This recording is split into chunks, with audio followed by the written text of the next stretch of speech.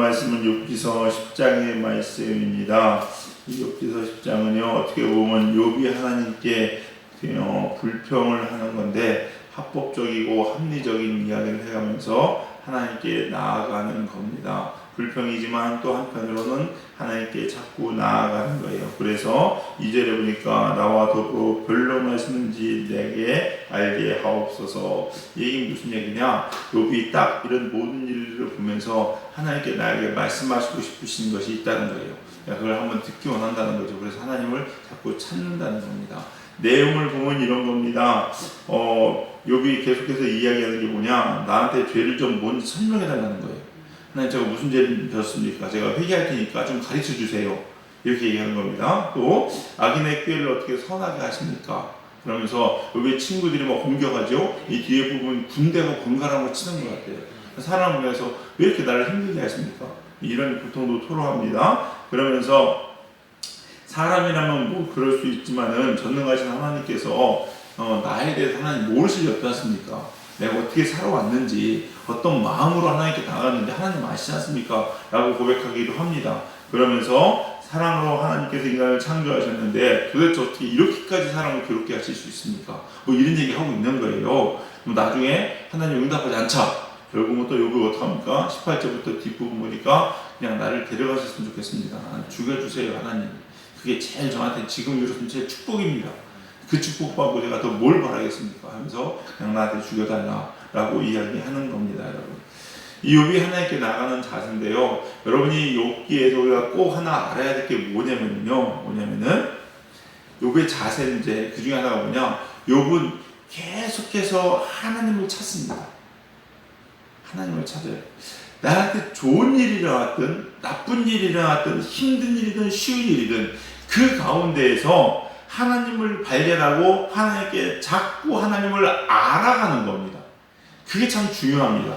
우리한테 욥한테 꼭 배워야 될 신앙의 자세예요. 그러니까 욥은 친구들한테 우리는 그러잖아요. 누가 나한테 안 했는데 자꾸 했다 보면 개 붙잡고서 설명을 하잖아요. 야, 아니야, 너 나 그거 하면 안 되고 개 붙잡고 설명하는데 욥은 그런 거 필요 없어요.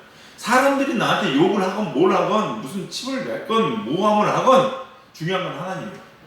하나님은 계속 매달리는 겁니다. 그러면서 도대체 내가 하나님을 알게 만다. 이 일 때문에 하나님 만나서 이 일을 통해서 이런 하나님이었구나. 또 하나님을 알게 원하는 거예요. 이 자세가 우리한테 필요합니다, 여러분.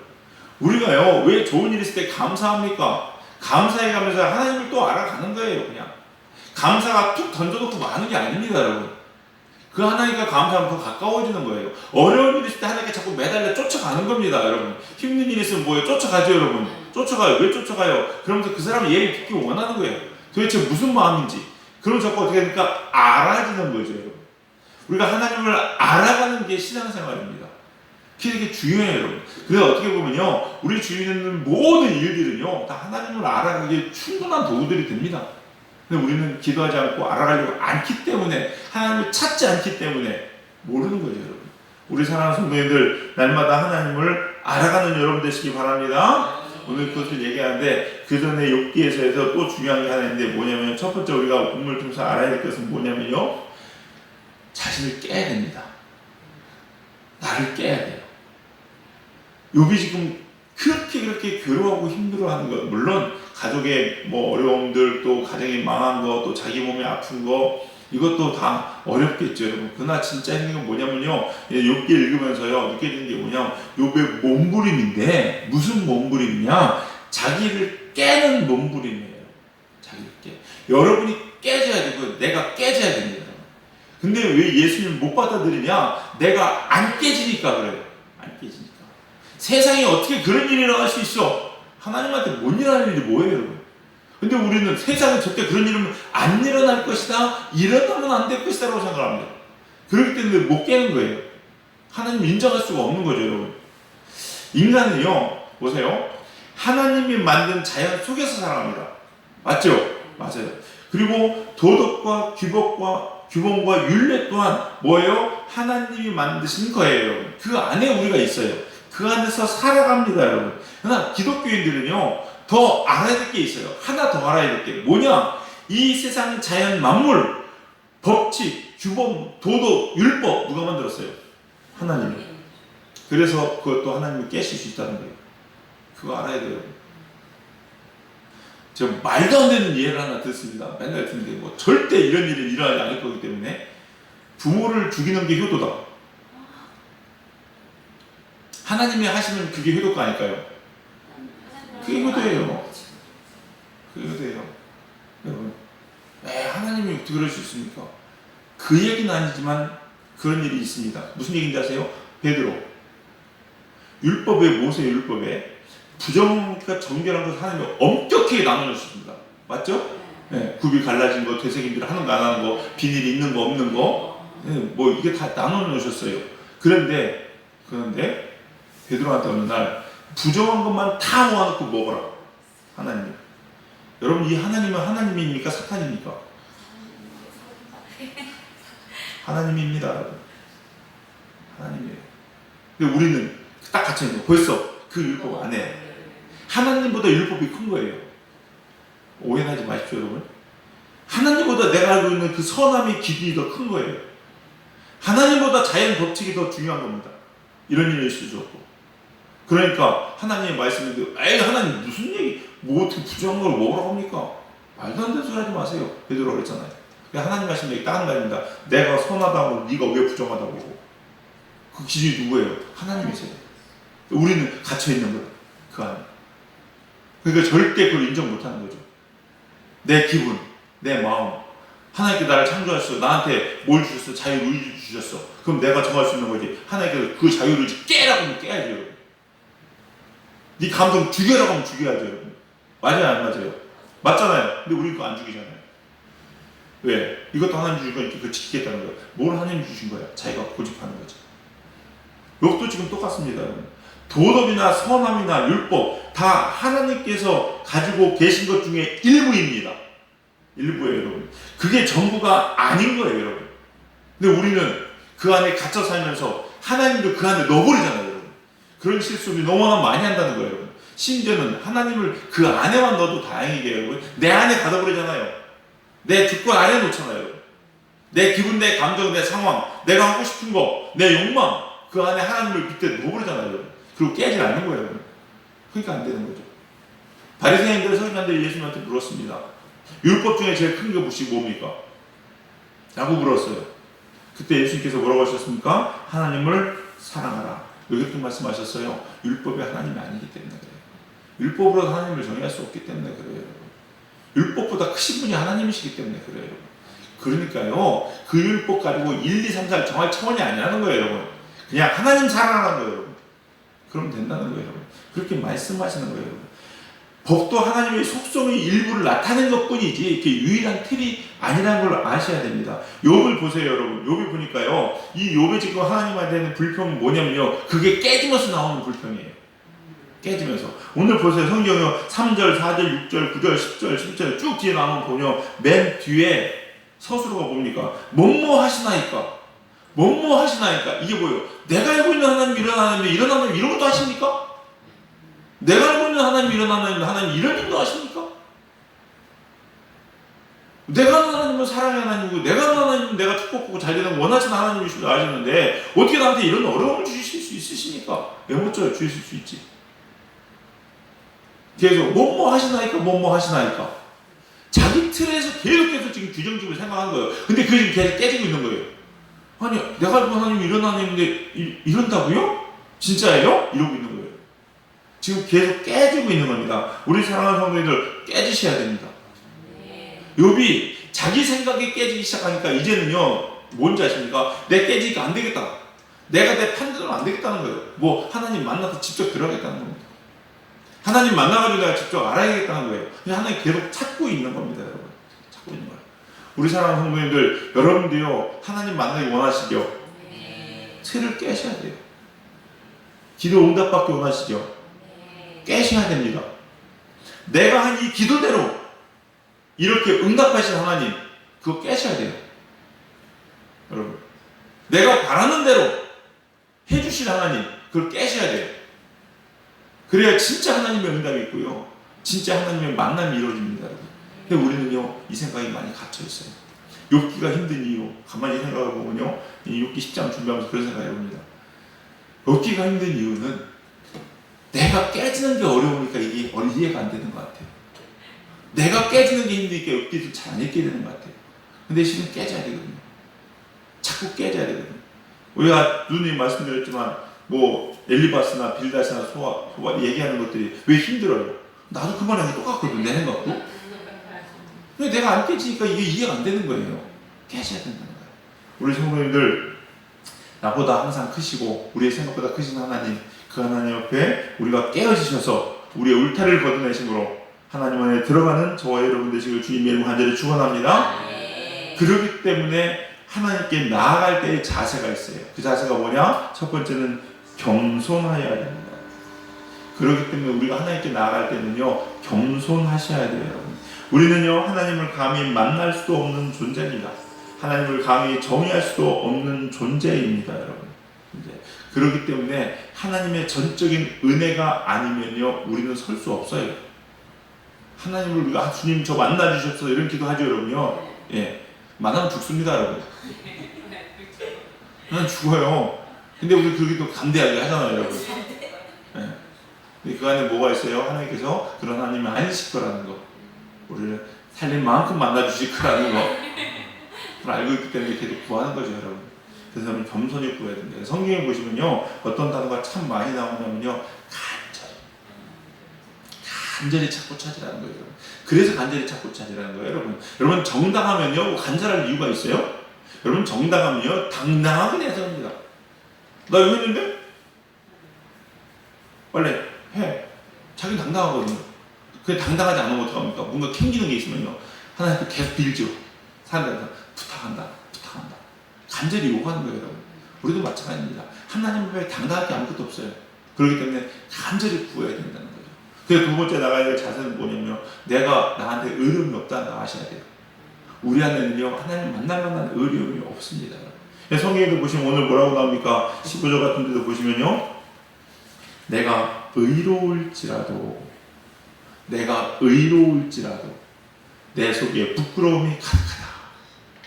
의로운데 왜 부끄러워? 자, 여러분, 여기서 의롭다는 것은요, 무슨 요지입니까? 인간적인 기준에서 의롭다는 거예요. 그리고 하나님이 의롭다 칭해 주시니까 그냥 의롭다고 우리가 이야기하는 거지. 여러분, 하나님 앞에 지난번에도 말씀드렸지, 절대적인 기준으로는 의로운 사람 한 명도 없어요, 여러분. 그렇잖아요. 그러니까 의로울지라도 하나님 앞에 나갈 수 없다라고 이야기하는 겁니다, 여러분. 근데 가끔 보면요, 이런 걸 내세우는 사람들이 있어요. 내가 기도 하루에 5시간씩 6시간씩 기도하니까, 내 믿음이 정말로 이렇게 대단하니까, 내 믿음으로 이걸 행했으니까. 여러분 잘 되세요. 믿음으로 구원받는 겁니다. 맞죠? 그러나 믿음이 나를 구원하는 거 아닙니다. 믿음으로. 지금 무슨 얘기냐? 믿음이 내 의가 될 수 없다는 거예요. 기도했기 때문에 응답되는 게 아닙니다, 여러분. 기도했기 때문에. 기도한 거를 보시고서 응답해 주시는 은혜예요. 그러면 기도해서 응답받았으면요, 기도했기 때문에 그 내가 잘한 거리가 되고 의의가 되고 당연한 게 되면요, 기도해서 응답되면 감사할 이유가 있어요, 없어요? 없죠. 왜? 난 당연한 거 받았는데 뭘 감사해요, 감사하기를. 오히려 기도했는데 응답 안 해주시는 하나님이 악한 거지. 그렇게 되면 믿음도 기도도 그 무엇도 선행도 하나님께 내세우게 못 된다는 거예요. 나한테는 어려움이 없다는 거예요. 그래서 하나님께 나가는 사람들은 어떻게 해야 됩니까? 그냥 하나님 앞에 무익한 종으로 무릎 꿇어야 돼요. 하나님은 그런 사람 기뻐하십니다, 여러분. 겸손한 사람을 기뻐하시는 이유가 다 이래서 그래요, 여러분. 누가복음 17장 10절, 이와 같이 너희도 명령을 받은 것을 다 행한 후에 이르기를. 우리한테 다 행했대요. 그 다음에 이르기를 뭐라고 합니까? 우리는 무익한 종이라 우리가 하여야 할 일을 한 것뿐이다. 무익한 종입니다, 우리들은. 이 자세가 하나님 앞에 나가는 자세가 돼야 되는 거죠, 여러분. 내세울 게 아무것도 없는 거예요. 다 하나님의 은혜예요. 신앙의 연륜들, 내가 그동안 기도에 쌓은 것들, 가지고 있는 믿음의 고백과 믿음의 행동들, 선한 것들, 전도한 것들, 모한 것들, 하나님 앞에서는요, 다 무익한 종이고 해야 될 일을 했을 뿐이라는 거죠. 그러나 그것을 의롭게 봐주시고 선하게 봐주시고 귀엽게 봐주시고 사랑스럽게 봐주시는 하나님께 은혜라는 것을 꼭 기억한 여러분 되시기 바랍니다. 마지막으로 또한 욥에게 배울 것이 하나 있는데 뭐냐? 하나님께 피하는 거예요. 아까도 말씀드렸듯이 다른 데 가서 붙잡고 하소연하지 않습니다. 욥은 무조건 누구한테? 하나님한테. 제가 보면요 이런 걸 느끼기도 해요. 하나님이 사람을 훈련시키고 연단시키실 때 그 사람에게 축복을 주시기 위해서 그 사람 만드실 때 하시는 몇 가지 시험의 테스트 과목들이 있는데 그 중에 하나가 재물거든요. 물질입니다. 그리고 또 하나가 뭔지 아십니까? 관계성입니다. 사람을 다 끊어버립니다. 사람 다 끊어버려요. 그래서 어떤 때는요 저도 그런 걸 느끼거든요. 제가 어떻게 저럴 수 있지 나한테? 그거 걔가 하는 게 아니라 하나님이 하시는 겁니다. 저 사람만은 나한테 저럴 줄 알았더니 그 사람을 제일 먼저 들어서 끊으십니다. 잘라요. 그런데 그렇게 되면요 어떻게 되는지 아십니까? 그냥 하나님만 보게 돼 있어요. 제가 부산 와서 감사하게 하나님 저를 왜 부산으로 내려보는지 제가 알 것 같아요. 만약에 서울 근교에 있었으면요 힘들고 어려울 때마다 저는 찾아다닐 것 같아요. 아는 목사님 찾아가고 교회 사람이 없어 청년 야 우리 교회 와라 청년들 붙잡아서. 서울은 여러분요 교회 출석할 때요 1시간은 기본입니다. 거리가 차 타고 오는 거 1시간은요 그냥 기본이에요. 여러분 용인 수원에서 저 있던 압구정에 있는 교회로 왔다 갔다 교회 다니는 거 그거는 명함도 내세우면 안 됩니다. 여러분 그냥 그냥 왔다 갔다 하는 거죠. 많아요. 여러분 전 제일 멀리 본 사람 홍천에서 왔다 갔다 하시는 분도 봤어요. 홍천에서 일부 새벽기도 하시는 분 봤습니다. 일부에 7시거든요. 7시인데 성가대 하려면요 몇 시에 나와야 되냐면 최소 교회 6시 좀 넘어 도착해야 되거든요. 홍천에서 그 주일마다 맨날 성가대하고 저녁 예배까지 다 들고 가셔야 돼요. 그 분도 봤어요. 근데 제가 만약에 경기도 어디에 있었다 서울이나 개척을 했다 그러면요 제가 무릎 꿇고 기도하기보다는 기도해도 하나님 제가 보내주세요. 이런 기도 했을 것 같아요. 사람 의지했을 것 같아요. 근데 부산이라요. 야 이거 웬만해야 어떻게 좀 얘기를 해보지. 외로워도요 만날 사람도 없어요. 어디 가서 하소연할 사람도 없어요. 그러니까 어떻게 해요? 그냥 천상 기도하는 거예요. 하나님 매달릴 수밖에 없어요. 여러분 매달릴 수밖에. 그게 은혜예요. 욥도 보세요. 여러분 제일 친했다고 생각했던 친구들 제일 먼저 그들의 욥에게 오히려 등에 비수를 꽂는 같은 말을 하고 있어요. 그러니까 욥은 누구 찾습니까? 하나님 찾아요. 여러분도 마찬가지입니다. 그러기 위해서요 괜히 엄한 친구 잃지 마시고 그냥 전부 다 하나님 찾으시기 바랍니다. 하나님께 무릎 꿇고 하나님께 피해야 돼요. 이게 복입니다. 시편 144편 15절에 여호와를 자기 하나님으로 삼는 자는 복이 있도다. 시편 146편 5절 야곱의 하나님을 자기의 도움으로 삼으며 여호와 자기 하나님에게 자기의 소망을 두는 자는 복이 있도다. 우리 성도님들 하나님만 의지하시고 하나님만 바라보시고 하나님과 매달리고 피하시는 저와 여러분이 되기를 주님의 이름으로 간절히 축원합니다. 다른 거 끼웃끼웃거리지 맙시다. 비참해지더라고요. 인간 꼴 안 되더라고요. 그러다가 도움을 주는 것도 아니고 누구한테만? 하나님한테만 죽자사자 매달리심으로 하나님께서 열어주시고 풀어주셔서 하나님이 주시는 축복을 누리는 저와 여러분 되시기를 주님의 이름으로 간절히 축원합니다. 기도하시겠습니다. 사랑과 은혜가 풍성하신 주님 감사합니다. 오늘 또 이 새벽 귀한 생명의 말씀 허락하시니 주님 감사합니다. 하나님 주님께 간절히 바라고 원하옵기는 우리 안에 있는 모든 생각과 하나님 고정관념들 다 깨어지게 하여 주시옵소서. 감히 짧은 생각으로 전능하신 하나님, 우주보다 크신 하나님, 우리가 정의하려는 어리석은 자들 되지 않게 하여 주시옵시고 하나님 앞에 나를 내어 던지고 하나님 안에 내가 온전히 들어가서 그 하나님 안에 거하는 저희들 될 수 있도록 인도하여 주시옵소서. 날마다 겸손한 모습으로 낮은 모습으로 주님을 구하는 저희들 되게 하시고 주님을 찾고 주님에게 피함으로 하나님의 구하시고 하나님의 그늘 아래 들어가는 우리 사랑하는 젊은 교회와 성도님들 다 될 수 있도록 축복하여 주시옵소서. 성령님께서 이 새벽에도 한량없는 은혜와 은총으로 우리에게 부어주시고 만져주시고 만나 주시기를 간절히 소망하며 예수님의 이름으로 기도드렸사옵나이다. 아멘.